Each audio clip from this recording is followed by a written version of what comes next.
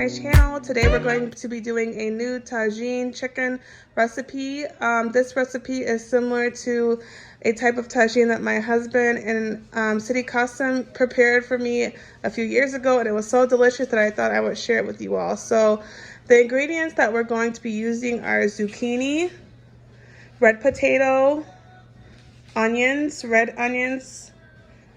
We're going to be using cilantro, we're going to be using green peas, black pepper, salt, ginger, turmeric, cinnamon, and paprika. Also chicken drumsticks, but you can use any type of chicken that you want. And last but not least is olive oil and regular oil mix, but if you want, you could just use olive oil.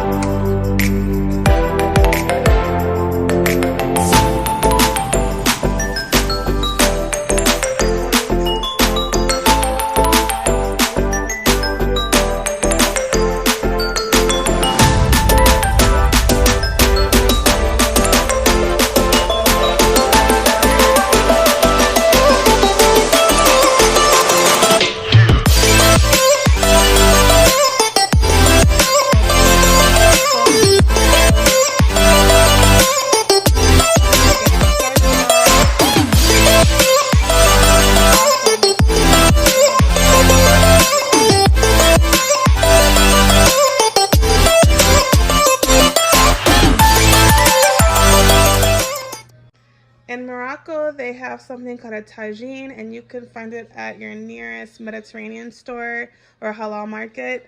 If you don't have a tagine, you can just use a regular pan. That should work just as fine. So we're going to now turn the tagine on to about medium. We're gonna wait for the pot to heat up a bit. Okay, next you're going to pour a little bit of oil into your pan, and a little bit of olive oil as well, and let that heat up. All right, after the oil has been cooking for a little bit, I'm going to put the onions in and let them cook for a while.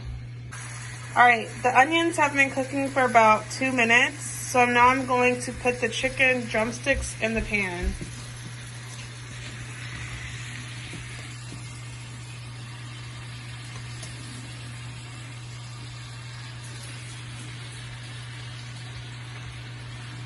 I'm going to let that cook and simmer for a while, and I'm going to add the spices next.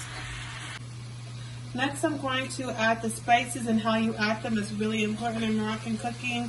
I'm going to take the paprika and I'm going to sprinkle it around the chicken and the onions.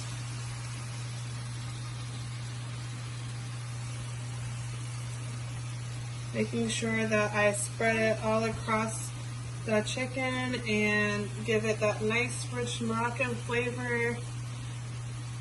Next, I'm going to put the ginger around it as well. doing the same thing that I did with the paprika, spreading it around. And lastly, I'm going to do the turmeric and cinnamon.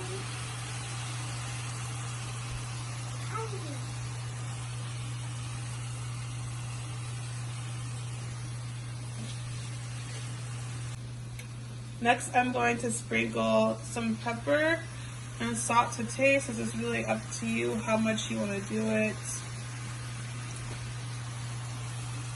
And sugar. Next, I'm going to add the potatoes.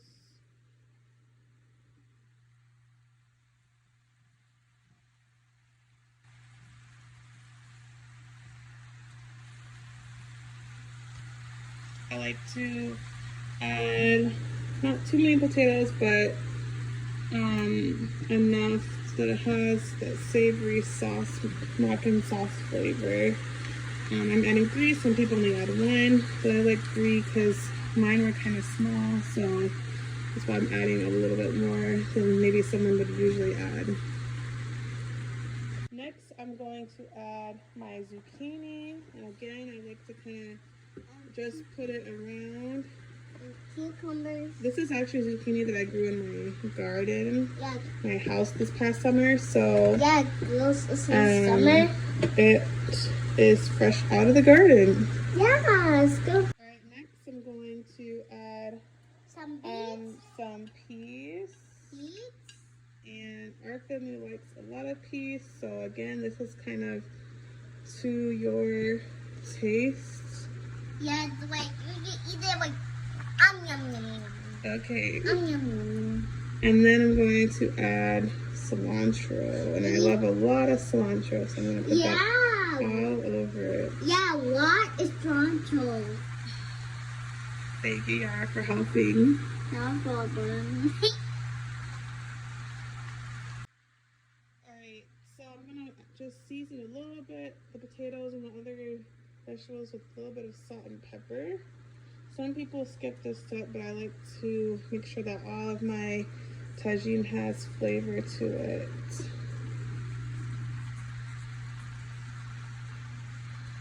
And now we're going to pour The a oil. little bit of oil, olive oil on top. This really makes it more rich. It gives it that nice Moroccan flavor. If you don't add the oil, you won't get the savory, delicious flavor that it's supposed to have. Now we're going to add some water to our tagine, and I like to fill it up almost to the top of the tagine and let it cook. You want to spread the water evenly around the tagine. And make sure you don't put too much so that it's not overflowing, but enough that it can cook and simmer.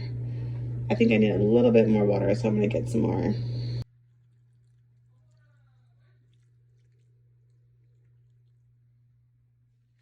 Now I'm going to put the top of the tagine on and let it start to cook. Yes. While the tagine is cooking, I'm going to mention that some people like to put a fork or some type of utensil kind of in the middle between the bottom of the tagine and the hat of the tagine, just so that the water can escape a little bit better. And in case there's water overflowing, it won't make a big mess around the tagine. All right, now I'm going to let my tagine cook for about 25 to 35 minutes. You might have to add some more water near the end of the process if you notice that the vegetables or the chicken isn't cooked all the way. So we're going to wait for about 20 to 25 minutes and let the flavors enter the chicken and the rest of the vegetables. It's been about 45 minutes. It took a little bit longer for the tagine to finish, but right now I just turned it off. It's about 45 to 50 minutes later, and it is done. You could cook it a little bit longer if you want your sauce to be a little bit thicker, but I like mine a little bit more watery in this one, but it's going to be delicious. I hope you enjoy it. And don't forget to subscribe, like, comment on this video once you have cooked it, and we will see you in the next one. Have a great day. Bye.